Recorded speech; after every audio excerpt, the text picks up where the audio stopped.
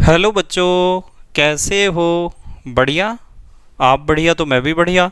तो देखो बच्चों, आज हमें क्या पढ़ाई करनी है। आज है हमारे पास क्लास सिक्स्थ का मैथ का यूनिट नंबर 2 का वीडियो नंबर 4।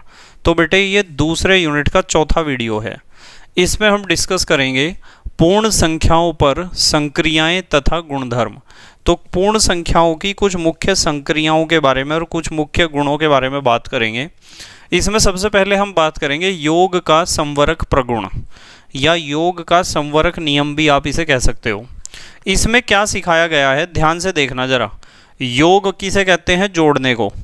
दो पूर्ण संख्याओं का योगफल सदैव पूर्ण संख्या होता है।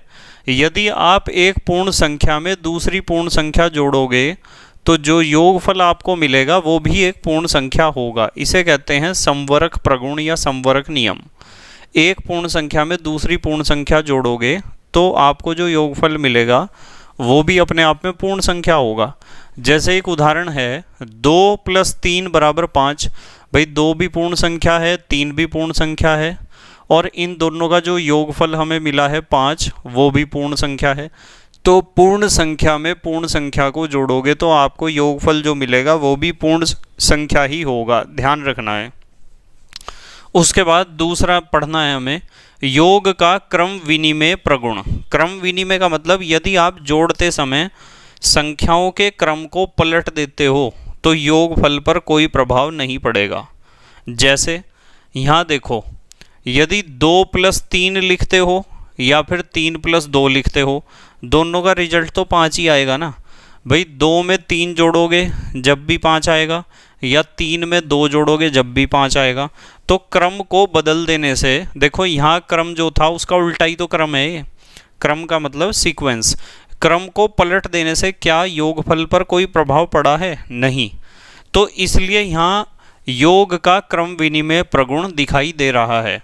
इसका मतलब क्या है? दो पूर्ण संख्याओं के योगफल पर यानी जोड़ते समय संख्याओं के क्रम का कोई प्रभाव नहीं पड़ता है। संख्या को चाहे सीधे क्रम में लिख दो या उल्टे क्रम में लिख दो, उसका कोई प्रभाव नहीं पड़ता है जोड़ते समय। योगफल उतना ही मिलेगा आपको, ठीक है। तो पहला तो था संवरक प्रगुण, दूसरा था योग का क्रम विनिमय प्रगुण, तीसरा हम पढ़ेंगे योग का तत्समक अवयव। तत्समक अवयव का मतलब होता है कि किसी संख्या में 0 जोड़ा जाता है तो योगफल वही संख्या होती है।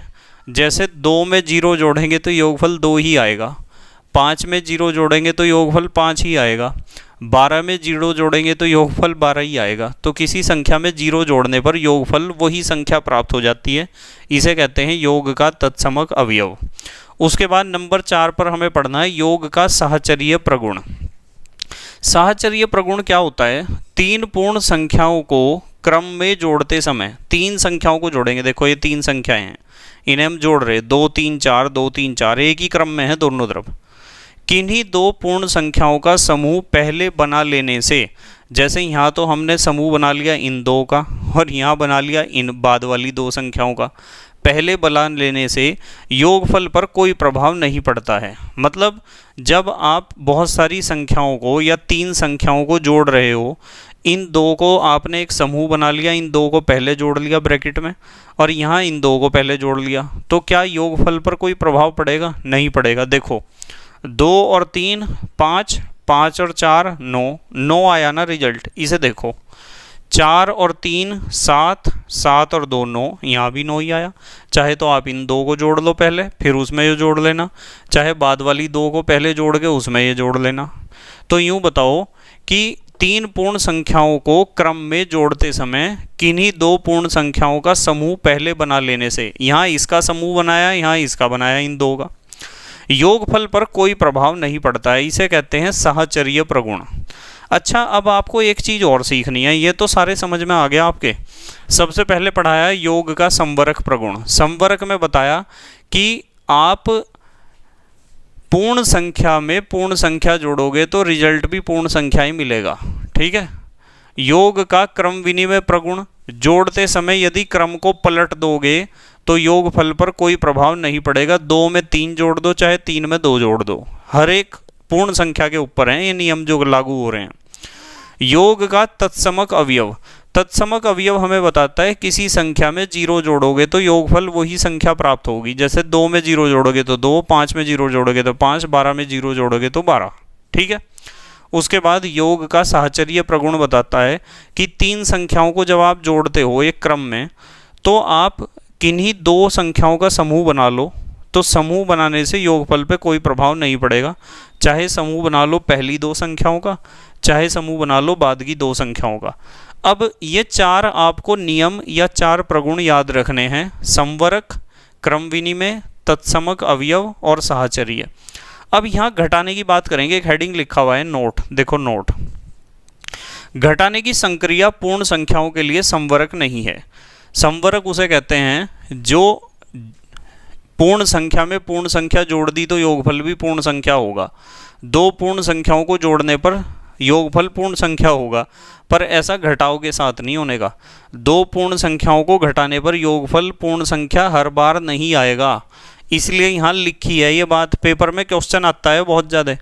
घटाने की संक्रिया पूर्ण संख्याओं के लिए संवरक नहीं है, यानी जरूरी नहीं है कि दो पूर्ण संख्याओं को आप आपस में घटाओगे तो उनका जो अंतर आएगा वो भी पूर्ण संख्या हो, ऐसा जरूरी नहीं है। देखो, यदि 3 में से 2 घटाया आपने तो 1 आया, हाँ भाई इस बार तो पूर्ण संख्या आ गया।